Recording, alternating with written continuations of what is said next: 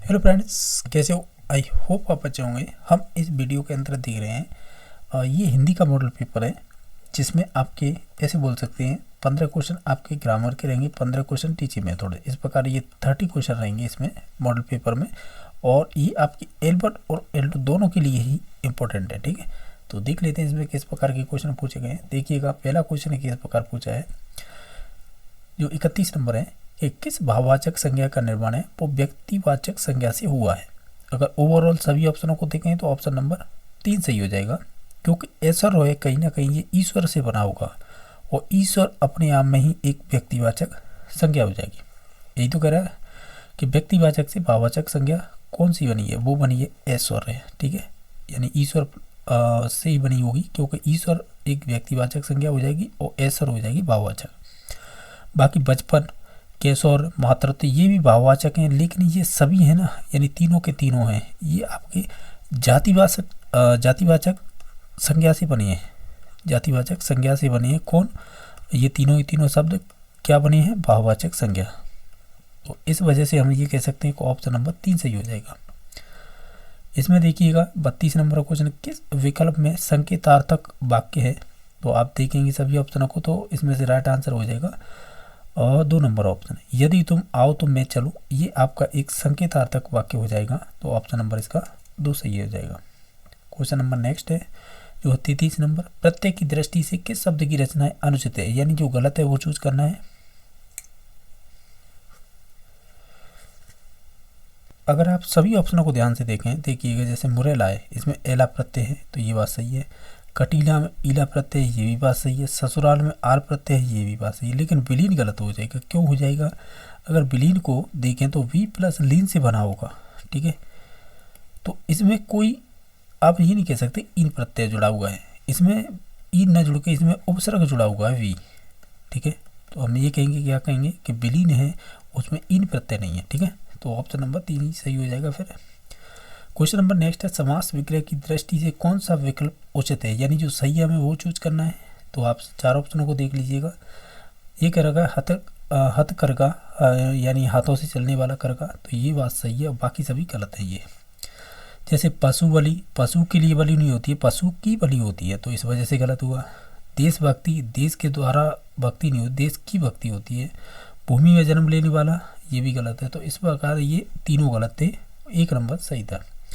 Next question देख लेते हैं, जो होगा आपका 35 नंबर। देखिएगा, निम्न में से कौन सा शब्द है जो अनु उपसर्ग से निर्मित नहीं है? अगर आप सभी ऑप्शनों को देखें तो ऑप्शन नंबर 2 सही हो जाएगा। क्यों? क्योंकि ये अन प्लस कहीं ना कहीं उदात्त से बना होगा। ठीक है, इसमें उ आके न में जुड़ेगा, तो इसमें हो जाएगा अनुदात्त, तो इस प्रकार बना होगा। ठीक है, बाकी सभी ऑप्शनों की बात करें तो कहीं ना कहीं ये देखो अनु प्लस पात प्लस एक प्रत्यय से बना होगा, यानी अनु ये उपसर्ग हो जाएगा, पात मूल शब्द हो जाएगा, उसमें एक प्रत्यय जुड़ा हुआ, इस प्रकार अनुपातिक बना होगा। अनुदित की बात करें, इसमें सवर्ण दीर्घ हो जाएगी, कैसे? अनु उपसर्ग रहा होगा, और उदित इसमें शब्द जुड़ा होगा, इस प्रकार उ मिलकर बड़े हो जाएंगे, सवर्ण दीर्घ हो जाएगी। ठीक है, बाकी अनुरंजक की बात करें तो कहीं ना कहीं ये अनु प्लस रंजक से ही जुड़ा होगा शब्द, तो हम ये कहेंगे, क्या कहेंगे कि इन तीनों में आपका अनुपसर्ग था, इसमें नहीं था, तो ऑप्शन नंबर 2 सही हो जाएगा। क्वेश्चन नंबर नेक्स्ट है जो 36 नंबर के, निम्न में से किस विकल्प का कथन गलत दे रखा है? यानी जो गलत है वो चूज करना है। जैसे री का उच्चारण स्थान मूर्धा होता है, सही बात है, एक संस्कृत में सूत्र चलता है रिटूर सर्णाम मूर्धा। ठीक है, तो उसके अकॉर्डिंग सही है। विसर्ग ध्वनि की गणना नासिक वर्णों में की जाती है, ये वाला गलत है, क्योंकि जो आप विसर्ग की बात करते हैं तो विसर्ग जैसे अत है, दुख, तो इनमें जो ये विसर्ग लगे हुए थे उन नासिक वर्णों में इसे नहीं गिना जाता। तो फिर तो ये विसर्ग आते हैं, तो ये आपके जैसे देखा जाए तो आपके ये आपके अयुग भाव में आते हैं, और ठीक है, और इनका उच्चारण स्थान होता है, तो हम एक सूत्र पढ़ते हैं अकू बेसिरिया नम कंठा, तो निश्चित तौर से कंठ हो जाएगा इनका उच्चारण स्थान। और लेकिन हम बात ये करें कि विसर्ग होते क्या हैं, तो एक अयुग भाव माने जाते हैं, तो ऐसे कहेंगे कि इसे नासिक में इंक्लूड नहीं करेंगे, तो यही गलत हो जाएगा। बाकी य और वह है, ये अर्ध स्वर है, ये भी बात सही है। ड़ और ढ उच्छिप्त वर्ण कहलाते हैं, ये भी बात सही है। यानी 1, 3, 4 सही थी, गलत हो जाएगी 2 नंबर ऑप्शन। क्वेश्चन नंबर 37 है, किस विकल्प के सभी शब्द हैं विदेशी हैं? ठीक है, तो आप देखेंगे इसमें, देखिएगा कौन सा हो सकता है। ऑप्शन नंबर 4 हो जाएगा, किस्सा, स्कूल, हमला, ये सभी आपके विदेशी शब्द हो जाएंगे। इसमें से बताइएगा पर्यायवाची शब्दों के संदर्भ में असंगत यानी जो गलत है वो बताना है। जैसे जीव, वाचा, रचना, वाणी, ये बात तो सही है। अहंकार, दंभ, दर्प, मद, ये भी वह सही है। किरण की रश्मि, मयूख, प्रभा, ये भी सही है। कुआ का प्रियक, ये तो हो जाएगा। लेकिन जो मधुदूत और अति सौरभ है ना, ये कहीं ना कहीं आपके आम के हैं पर्यायवाची, तो इस वजह से ऑप्शन नंबर 4 गलत हो जाएगा। अभी देख लेते हैं नेक्स्ट क्वेश्चन जो होगा आपका 39 नंबर। इसमें क्या पूछा है, देखिएगा, किस वाक्य में परिमाणवाचक विशेषण का प्रयोग हुआ है? किस वाक्य में? देखो, मैं नीली कमीज नहीं पहनता है, तो इसमें तो होगा नहीं है। इस बार बारिश में बहुत ओले गिरे, तो ये हो सकता है। और भी देख लेते, खेल मैदान लंबा था, तो ये भी नहीं है।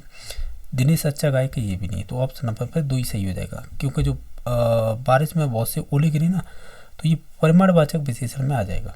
ठीक है, तो ऑप्शन नंबर 2 सही हो जाएगा। क्वेश्चन नंबर 40 है, विपत्ति के समय थोड़ी सहायता भी बड़ी होती है। उक्त भाव की व्यंजक लोकांक्ति बतानी है। लोकांक्ति चुनिएगा।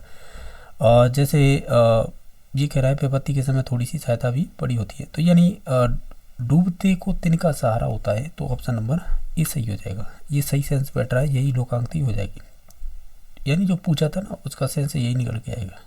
क्वेश्चन नंबर 41 है, किस वाक्य में सर्वनाम संबंधी अशुद्धि है? देखिएगा, तुम्हारी पुस्तक यह नहीं वो है, तो ये बात तो सही है। मैं अपना कार्य कर रहा हूँ, ये भी सही है। जिसने भी खाया और सराहा, ये भी सही है, तो गलत हो जाएगा 4 नंबर ऑप्शन। क्यों?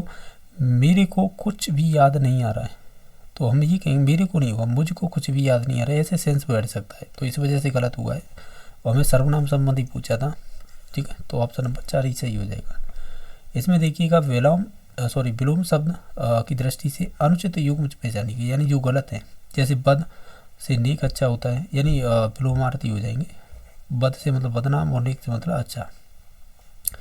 दुष्चरित और निश्चरित, तो ये गलत है। ठीक है, बाकी विस्तृत संक्षिप्त हो जाएगा, मधुर कटु हो जाएगा। तो ऑप्शन नंबर इसका 2 गलत था, बाकी सभी सही थे। अब क्वेश्चन नंबर देखिएगा 43 यानी 43 नंबर। इसमें पूछा है कि क्रिया के संबंध में कौन सा युग्म अनुचित है, यानी जो गलत है वो चूज करना है हमें। देखिएगा, पहला ऑप्शन देख रहे हैं, भिखारी सड़क पर चिल्ला रहे थे, इसमें अकर्मक क्रिया, ये बात सही है। भिखारी क्या चिल्ला रहे थे, कोई सेंस नहीं निकल रहा है, तो ये कर्म नहीं है यहाँ पे। ठीक है, तो कर्म नहीं है, तो अकर्मक क्रिया हो जाएगी इसमें। राधा श्याम को पत्र लिखती है, तो द्विकर्मक है, ये बात सही है। देखिए, राधा क्या लिखती है, पत्र लिखती है, किसे को लिखती है, उस श्याम को लिखती है, तो यानी ये इसमें 2 कर्म हो गए, तो द्विकर्मक हो गया, तो सही था ये भी सही था। ठीक है, बाकी देखिएगा, बगीचे में मोर नाच रहा है, तो क्या नाच रहा है, कोई सेंस नहीं निकल रहा, तो इस वजह से ये सकर्मक न होकर फिर कौन सी क्रिया हो जाएगी, अकर्मक क्रिया हो जाएगी इसमें। ठीक है, तो यही राइट आंसर हो जाएगा। मैं तो अनुचित पूछा था। बाकी है, वह विद्यालय से आकर खाना खाएगा, तो पूर्वकालिक है, यानी ये कह रहा है कि पहली बात तो देखिएगा, जो खाना खाएगा ना, उससे पहले एक और क्रिया हो रही है, वो आकर, यानी वह विद्यालय से आकर खाना खाएगा, इस प्रकार ये पूर्वकालिक क्रिया का उदाहरण हो जाएगा। तो ऑप्शन नंबर इसका 3 गलत था, बाकी सभी सही थे। इनमें से कौन सी संधि विच्छेद अनुचित है, यानी जो गलत है? जैसे बहिरेकता, ये बही प्लस एकता, ये बात सही है।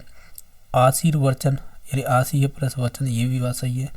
रति रंस, यानी रति है प्लस रंस, ये गलत है, इसमें विसर्ग नहीं आएंगे। ठीक है, बाकी तपश्चर्या, तप प्लस चर्या, ये भी बात सही है, गलत हो जाएगा 3 number option. Question number next है, इसमें क्या पूछा है कि निम्न में से मुहावरे का अर्थ संगत नहीं है, यानी जो गलत है वो बताना है। जैसे नहरी पर दहला मारना, यानी करारा जवाब देना, सही है। बत्ती सी बंद होना, यानी चुप हो जाना। सिर का पसीना है पाँव तक आना, यानी कठिन परिश्रम करना, ये तो सभी आपको सेंस से ही मालूम पड़ रहे थे। लेकिन थाली का बैंगन होना, ये सुलभ होना, ये वाला कहीं ना कहीं गलत है। ठीक है, तो ऑप्शन नंबर इसका 4 सही हो जाएगा। देखिएगा अभी देख लेते हैं हम शिक्षण विधियों से संबंधित क्वेश्चन किस प्रकार के पूछे हैं। ठीक है, तो देखिएगा 16 नंबर देखिए, आगमन विधि के रूपों की संख्या कितनी है, तो उनके 2 रूप होते हैं, तो ऑप्शन नंबर 2 सही हो जाएगा। क्वेश्चन नंबर नेक्स्ट है 17वां, अनुकरण विधि रचना के लिए उपयुक्त होती है, यानी किस लेवल पर उपयोगी रहेगी।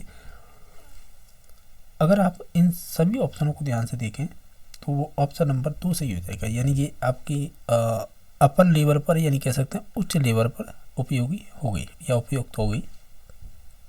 क्वेश्चन नंबर 18, व्याकरण अनुवाद विधि को किस नाम से भी जाना जाता है, इसे आप भंडारकर विधि कहते हैं, तो ऑप्शन नंबर 3 सही हो जाएगा। नेक्स्ट क्वेश्चन नंबर है जो है 19 नंबर के, इस विधि में मातृभाषा के माध्यम से किसी नवीन भाषा को पढ़ाया जाता है, यह कथन कौन सी विधि के संदर्भ में कहा गया है, तो ये कहा गया है आपकी बोल सकते हैं परोक्ष विधि, ऑप्शन नंबर इसका 4 सही हो जाएगा। क्वेश्चन नंबर नेक्स्ट है, ये कह रहा है कविता शिक्षण की किस प्रणाली के अंतर्गत कविता को समझने के लिए वैसी ही या उसकी विरोधी दूसरी कविता को प्रस्तुत करके उसका तुलनात्मक अध्ययन किया जाता है, तो वो कौन सी विधि होगी, उसे बोलेंगे हम तुलना विधि या तुलना प्रणाली बोल सकते हैं, तो ऑप्शन नंबर इसका 4 सही हो जाएगा। अब क्वेश्चन नंबर 21 है, रचना शिक्षण का उद्देश्य है, तो हम ये कहेंगे ये सभी सही हो जाएंगे, यानी साहित्य सृजन का की प्रेरणा देना, क्रमबद्धता बनाना, व्याकरण सम्मत कार्य करना, तो प्रयुक्त सभी इसका राइट आंसर हो जाएगा। 22 नंबर क्वेश्चन है, गद्य शिक्षण में शब्दार्थ करने की विधि कौन सी है, तो हम ये कहेंगे ये संबंधित कहीं ना कहीं होगी उद्बोधन विधि से, तो ऑप्शन नंबर 3 सही हो जाएगा। रंगमंच अभिनय विधि है इनमें से, तो हम ये कहेंगे ये आपके नाटक की विधि है। व्याकरण शिक्षा स्वतंत्र रूप से किस विधि में नहीं दी जाती है, तो वो आपकी एकमात्र विधि है अव्याकृत विधि।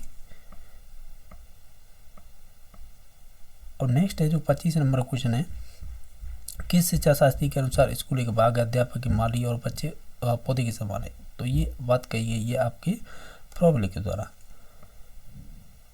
क्वेश्चन नंबर नेक्स्ट है, किस विधि या प्रणाली में शिक्षक कथावाचक का स्थान ग्रहण करते हुए प्रसंग की व्याख्या करता है, तो ये किस विधि के बारे में बात हो रही है, तो कहीं ना कहीं ये व्यास विधि या प्रणाली के बारे में बात हो रही है। क्वेश्चन नंबर नेक्स्ट देखिएगा जो है आपका 27 नंबर के, व्याकरणिक नियमों के या नियमों को कंटेस्ट कराने की अपेक्षा कच्चा कच्चे में भाषाई वातावरण बनाने पर अधिक बल दिया जाता है, तो ये कौन सी मेथड होगी, तो ये आपकी हो जाएगी प्रत्यक्ष विधि। क्वेश्चन नंबर आपका नेक्स्ट है जो 28 नंबर कि भाषा संसर्ग विधि की विशेषता के संबंध में संबंध नहीं रखने वाला कथन कौन सा है, इसमें से चाटिएगा। यानी भाषा संसर्ग विधि की विशेषता से संबंध नहीं रखने वाला कथन कौन सा है, उसे चाटिएगा। तो आप सभी ऑप्शनों को पढ़ लीजिएगा, जो 3 नंबर ऑप्शन है ये नहीं होगा, ये यानी इस विधि में व्याकरण का व्यवहारिक ज्ञान न दिया जाकर सैद्धांतिक ज्ञान दिया जाता है, तो ये वाला कथन है ना वो गलत हो जाएगा। नेक्स्ट देख लेते हैं, ये कह रहा है कि द्विभाषा पद्धति का चित्र नहीं है, तो वो हो जाएगा प्राथमिक कक्षाएं। बाकी है निम्न में से कौन सी विधि अपेक्षाकृत व्यय साध्य मानी जाती है, तो इनमें से देखें तो वो आपकी भाषा शिक्षण यंत्र विधि हो जाएगी। इस प्रकार हमने 30 क्वेश्चन किए, आपके कितने मार्क्स बनने कमेंट में बता सकते हैं। बाकी अगर वीडियो अच्छा लगा हो तो निश्चित तौर से आप लाइक और सब्सक्राइब कर सकते हैं। बाकी वीडियो देखने के लिए धन्यवाद।